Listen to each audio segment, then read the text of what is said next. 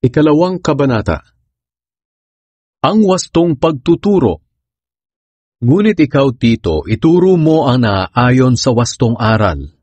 Ang mga nakatatandang lalaki ay turuan mong maging mahinahon, marangal, marunong magpasya kung ano ang nararapat, at matatag sa pananampalataya, sa pag-ibig, at sa pagtitiis. Ganoon din sa mga nakatatandang babae. Turuan mo silang mamuhay ng maayos bilang mga mananampalataya. Huwag silang mapanira sa kapwa at huwag maging mahilig sa alak.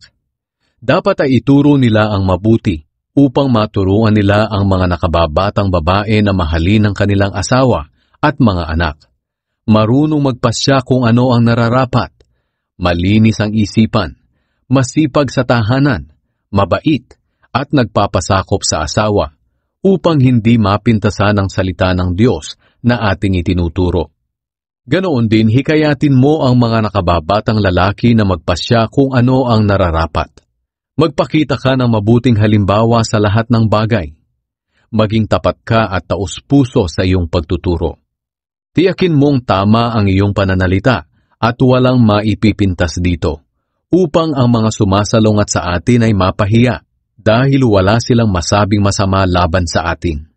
Turuan mo rin ang mga alipin na maging masunurin sa kanilang mga amo sa lahat ng bagay, upang masiyahan ang mga ito.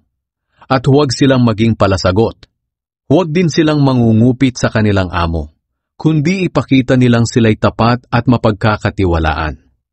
Nang sa ganoon, maipapakita nila sa lahat ng kanilang ginagawa ang kagandahan ng ating mga itinuturo tungkol sa Diyos na ating tagapagligtas.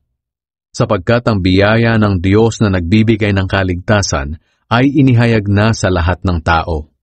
Ito ang nagtuturo sa atin na talikuran ng kasamaan at makamundong pagnanasa. Kaya mamuhay tayo sa mundong ito ng maayos, matuwid at makadiyos, habang hinihintay natin ang napakagandang pag-asa na walang iba kundi ang maluwalhating pagbabalik ng ating dakilang Diyos at tagapagligtas na si Hesukristo. Ibinigay niya ang kanyang sarili para sa atin upang tubusin tayo sa lahat ng kasamaan at upang tayo'y maging mamamayan niya na malinis at handang gumawa ng mabuti. Ituro mo sa kanila ang mga bagay na ito. Gamitin mo ang iyong kapangyarihan sa paghimok at pagsaway, at huwag mong hayaang hamakin ka ninuman.